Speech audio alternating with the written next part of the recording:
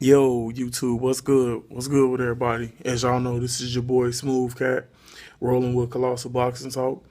And today I want to talk about the August 16 card at the StubHub Center. It'll be headlined by Sean Porter versus Kell Brook. Woo! Man, thank God that fight finally became official. If you for the people who's been keeping up, the subscribers and the people who view the videos, you know, my last video on Kell Brook, I was kind of getting down on Kell Brook for his because it was seeming to me as if Kell Brook was trying to find another alibi to get out of that fight with Porter. So and a few of the subscribers and a few people who commented from the UK and things of that sort, they basically set me straight, sending me the links of what Eddie Hearn was saying about the fight and how things were still progressing well, just a few kinks here and there that they had to work out. And so now I'm glad that they worked those things out and this fight is officially official. So now we as fans, we get to see this fight. We get to see which one of these guys takes his game to another level to be able to win and to be able to move up the rankings and potentially get in the dun, dun, dun, dun, Mayweather sweepstakes.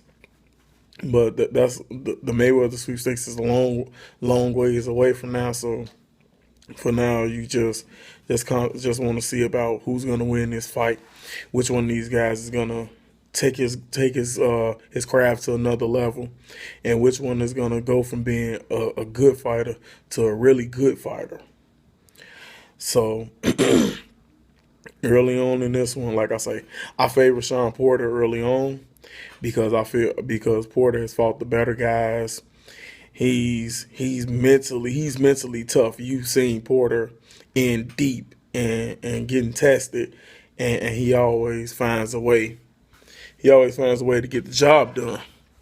The first Diaz fight, I mean, is up in there. You can either you feel Diaz won or you could feel like Porter won. But me, if I'm exact, I had it for Diaz the first fight, but it was close. So you can't cry either way. It is what it is. But in the rematch, he redeemed himself and he went out there and he did what he had to do, and he got the job done. In the case of Kell Brook, his opposition has been kind of light. He his first fight with Carson Jones. Oh my God, Carson Jones. He came out. Carson Jones was very aggressive, and Carson Jones had Kell Brook on the verge of stopping him. In my opinion, from what I saw. Hey, I know I have a few people talking about, oh no, Kell Brook wasn't in trouble. Kell Brook was in trouble in that fight. Kell Brook, he was in a lot of trouble in that fight with Carson Jones. But anyways, he took the rematch and he did what he had to do. He knocked Carson Jones out in the rematch. So salutes to him for that. Hey, that was solid. But like I say, his resume, he fought Dmitry Salita too, and he if I'm Vasil Sinchenko, the guy who Paulie Malignaggi TKO to get the welterweight, the WBA welterweight title. But yeah, anyways, his competition level, it's like you say, he's fought some tough guys, but he hasn't fought a guy of Sean Porter's caliber. But Porter has fought some guys who can be looked at as above Kell Brooks, as above Kell Brook, like Devin Alexander. He also fought Paulie Malignaggi, who would be ranked over Kell Brook in anybody in a lot of people's book. But like I say, but when you get a fight with two guys, two young guys who are approaching their prime, those are usually the best type of fights because they like to get in the ring and leave it all in the ring. And both of these guys like to leave it all in the ring. Porter is a straight come forward monster. He likes to come after you. He takes your best shot, then he hits you with his best shot, and he has power in both hands. Kell Brook on the other end. Kell Brook is a solid. He's a boxer, but Kell Brook likes to bang as well. He'll get in there, throwing some hooks to the body, throwing some shots upstairs, try to hurt you, try to see what he can get. But Kell Brook can be hurt. We've yet to see Porter actually hurt, but Kell Brook has been hurt a few times before.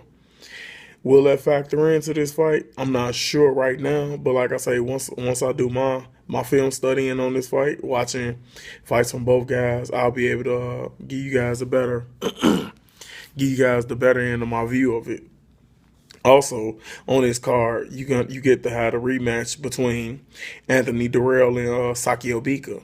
We know the first fight was ruled a split draw, a majority draw, something like that.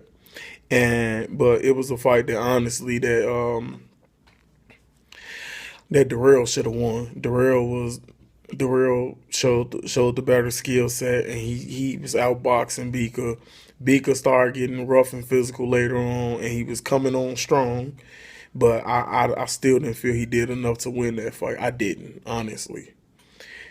And so this time we get to see the rematch, and we get to see if what Bika brings differently to the table. But man, Kevin Cunningham, he has been he's done a great job with Bika, getting him more technically sound, because Bika didn't know what a straight punch was for a while. Bika was just come forward, all hooks from all angles, haymakers and everything.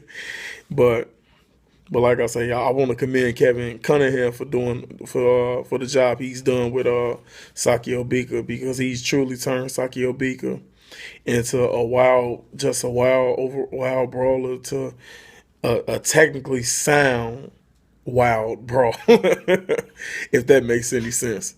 But anyways, and also another fight, the return of Austin Trout.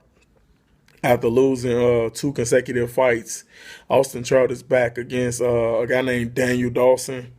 And Daniel Dawson is a good fighter. He has a unique skill set himself, but honestly, this is like a showcase fight, a showcase / confidence builder type fight for Austin Trout. So Austin Trout is expected to go in this fight and to be able to actually dominate Daniel Dawson is what he's expected to do. I'm not sure that's going to happen, because we have to see Austin Trout's mental mindset. Austin Trout has, with the fight with Canelo, a lot of people feel Trout won that fight. I'm not one of those who feel Trout won that fight. I feel he lost that fight, and then that fight took some of his confidence away, and he went into the Erislandy Lara fight, which was a fight where with 2 slick boxers, and in that fight, Trout got outside his role. He attempted to be the aggressor, that's not his style. He attempted to be the aggressor, and Erislandy Lara made him pay. He outboxed him thoroughly, and he took him to school. And overall, so like I say, I want to see Austin Trout's mental mindset coming into this fight, because don't get me wrong, it's like, as a fighter, when you coming off consecutive losses, you start questioning yourself in the ring during certain situations. Like, you get hit with a shot that you can normally walk through, but since your confidence is a little shaken, you get hit and you like, oh, wait a minute, and you might start panicking a little more than you normally did. But like I said, this is a confidence builder type fight for Austin Trout. So hopefully he goes in there and he does the best of his abilities and he gets the W. If not, that's three straight losses for Trout. And then nowadays era, it's not like he'll be a non-factor, but he'll go but he'll be looked. A lot of people try to judge him as a journeyman. I wouldn't call him a journeyman yet, because Austin Trout still has a lot of potential and ability. But like I said, these are my early thoughts on this situation with these fights. And hopefully you guys hit that like button for me. Leave your comments in the comment sections. I will get back to you. And subscribe to Colossal Boxing Talk. We getting closer and closer. We're almost about at 200 subscribers. So come on, help us go and get to help us get to that 200. Everybody, show us the support, and we will keep hitting you guys with videos, and we will always be there to respond to your comments. So like I said, leave your comments in the comment section. I will get back to you. This is Smooth Cat, and I'm out. One.